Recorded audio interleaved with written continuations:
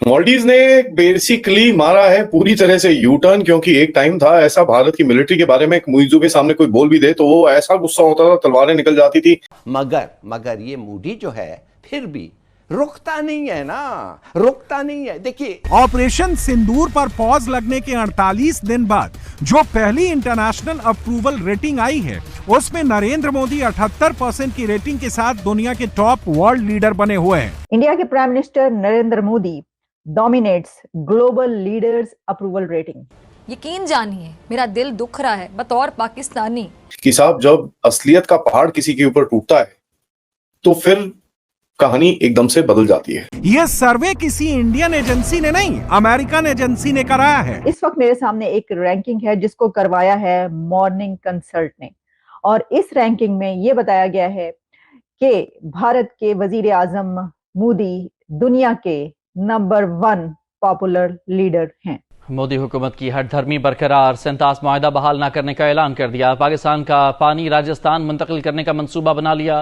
भारतीय मीडिया को इंटरव्यू में भारतीय वजीर दाखिला अमित शाह ने कहा कि भारत पाकिस्तान के साथ सेंतास मुआहदा कभी बहाल नहीं करेगा। President Muizzu prefers to eat dal chawal over Hakka noodles, then I think we should be happy about it. इतनी फ्रस्ट्रेशन, गुस्सा, दुख, हम क्या कर सकते हैं? हम कुछ कर क्यों नहीं रहे? क्या करें? वहाँ पे उन्होंने सीधा सीधा कह दिया कि इस वक्त भारत जो है वो दुनिया की चौथी बड़ी इकोनॉमी है, और वो ये कह रहे हैं कि हमने जापान को पीछे छोड़ दिया। मोदी जी ने वर्ल्ड अक्रॉस एक ऐसा स्टैंडर्ड सेट कर दिया, एक ऐसा पैरामीटर सेट कर दिया जो बाकी पॉलिटिकल लीडर्स के लिए। कुछ नाम तो ऐसे हैं कि जो हैरान परेशान रह गए होंगे देख करके हमारी अप्रूवल रेटिंग ये है। मोदी ने सिर्फ अमेरिकी राष्ट्रपति डोनाल्ड ट्रंप को पीछे नहीं छोड़ा है, कई वर्ल्ड लीडर भी मोदी से बहुत पीछे छूट चुके हैं। भारत के वजीर आजम मोदी साहब ने टॉप किया है।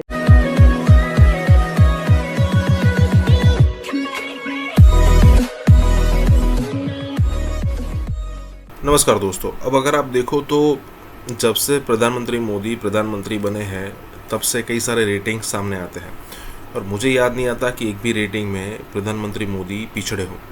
उनका नंबर 1 हमेशा मेंटेन रहता है, दूसरे तीसरे चौथे पाँचवें नंबर के लोग चेंज होते रहते हैं, लेकिन मोदी जो है उनका रेटिंग वही का वही रहता है। अब देखिए 2014 के बाद एक ऐसा बदलाव आया है इंडियन पॉलिटिक्स में कि जिसका इंतज़ार, जिसका वेट सालों से लोग कर रहे थे। और मान लीजिए कि कई सारे क्षेत्र ऐसे हैं जहाँ पर अच्छे काम किए हैं, लेकिन कई सारे क्षेत्र ऐसे हैं जहाँ पर ऐसा लग सकता है कि भाई यहाँ पर और अच्छा ही कर सकते थे, या फिर यहाँ पर काम नहीं हुआ है। जो भी सिचुएशन हो, मोदी जी की रेटिंग जो है ना वो कम होने का नाम नहीं ले रही। और अगर मान लीजिए इस सारी सिचुएशन के बीच में अगर कोई बड़ा ऑपरेशन अगर कंडक्ट हो गया ना तो इंडियन पब्लिक का जो एक सेटिस्फेक्शन लेवल होता है ना वो तो बहुत ही अलग अलग लेवल का होता है। इसके बाद तो रेटिंग अब छप्पर फाड़ के मिलती है, और यहाँ पर भी यही हो रहा है। इसी के साथ ही वीडियो शुरू करते हैं। और हाँ दोस्तों, सुपर थैंक्स के जरिए हमें मदद करना ना भूलें। इंडिया के prime minister Narendra Modi dominates global leaders approval rating. आप देख रहे हैं मेरा प्रोग्राम ब्रेकिंग बैरियर्स। मैं हूं आपकी host Alia official YouTube channel पर आप सबको वेलकम करती हूं। इस वक्त मेरे सामने एक रैंकिंग है जिसको करवाया है मॉर्निंग कंसल्ट ने, और इस रैंकिंग में ये बताया गया है कि भारत के वजीर आजम मोदी दुनिया के नंबर 1 पॉपुलर लीडर हैं। कुछ नाम तो ऐसे हैं कि जो हैरान परेशान रह गए होंगे देख करके हमारी अप्रूवल रेटिंग ये है, क्योंकि ये बात याद रखिएगा कि मॉर्निंग कंसल्ट ने ये जो सर्वे करवाया है ये अप्रूवल रेटिंग भी बताई है उन्होंने कि कौन से लीडर की, दुनिया का कौन सा लीडर, उसको कितनी अप्रूवल रेटिंग हासिल है, कितने लोग उसको अप्रूव कर रहे हैं, या उसको उसकी जो रेटिंग है उसकी वो कहां पर है। तो मॉर्निंग कंसल्ट पहले मैं आपको बताती हूँ। पहले ये देख लेते हैं कि मॉर्निंग कंसल्ट है क्या। तो देखिए मॉर्निंग कंसल्ट जो है ये है बिजनेस इंटेलिजेंस कंपनी, और ये स्टैब्लिश हुआ था 2014 में, और it is named one of the fastest growing technology companies.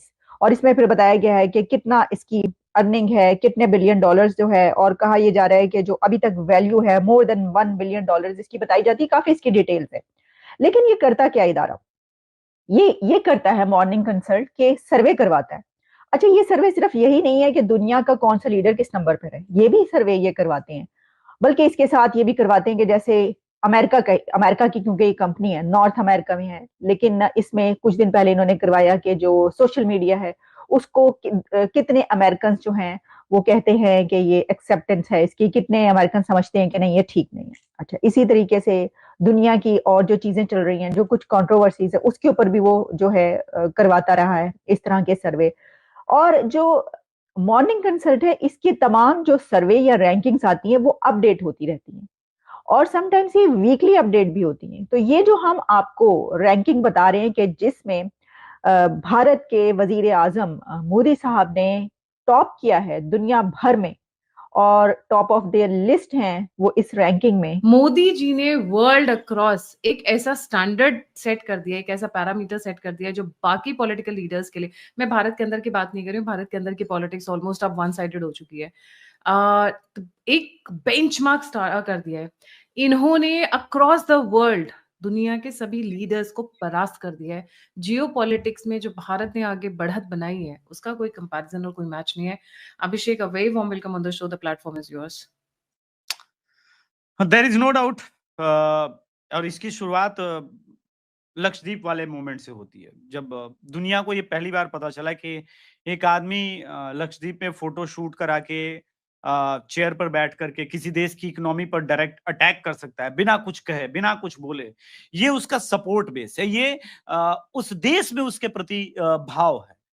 तो देखिए, मैसेजिंग को लेकर के नरेंद्र मोदी, गायत्री जी, काफी स्ट्रांग रहे, स्पेशली जब वो साइप्रस वाला एपिसोड हुआ। तुर्की ने पूरा ऑपरेशन सिंदूर के दौरान खुल करके पाकिस्तान का साथ दिया, और कश्मीर इशू पर भी लगातार देता रहा, ऐसा नहीं है, लेकिन उसे कभी ये उम्मीद नहीं थी कि वो नेटो का साथी है और कोई दुनिया का कोई एक ऐसा शख्स उसके ठीक जो उसने इनलीगली ऑक्यूपाई किया है साइप्रस का वो एक बड़ा हिस्सा, छोटा ही है लेकिन हिस्सा है, उसको फिंगर दिखा करके उस पोजीशन पर जाकर के साइप्रस के राष्ट्राध्यक्ष के साथ वो ऐसे करेगा और दुनिया को मैसेज देगा और साफ साफ कहेगा कि यूएन को स्टैंड लेना चाहिए, यूएन यहां पर चूक रही है। और किसको किसको मैसेज था? दूसरी बात, क्या ग्लोबल लीडर्स में जो इस वक्त मोदी जी के आमने सामने हैं उनमें वो ट्रस्ट है? कैसे ट्रस्ट है?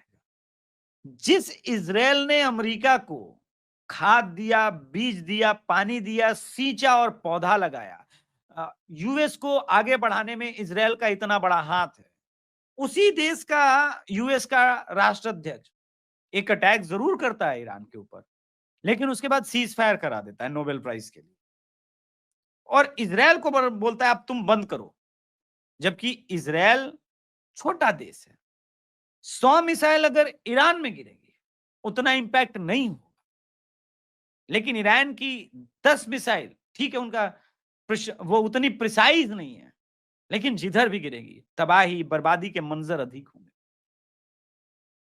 जिस मोड़ पर ये सीज फायर की बातें की जा रही है वो मोड़ गलत। तो ट्रंप की जो क्रेडिबिलिटी है भारत और पाकिस्तान के भी संदर्भ में, देखिए, नोबेल प्राइज का चक्कर बुरा होता है, ये बात आप मानिए। मैं पहले भी भारत के भी संदर्भ में कहता था 303 वाली पार्टी 240 पर आ गई, नोबेल प्राइज का चक्कर होता बुरा है, या मानिए ना मानिए, तो वो नोबेल प्राइज के चक्कर में पड़ गए। लेफ्ट इकोसिस्टम का एक बहुत रटा रटाया फॉर्म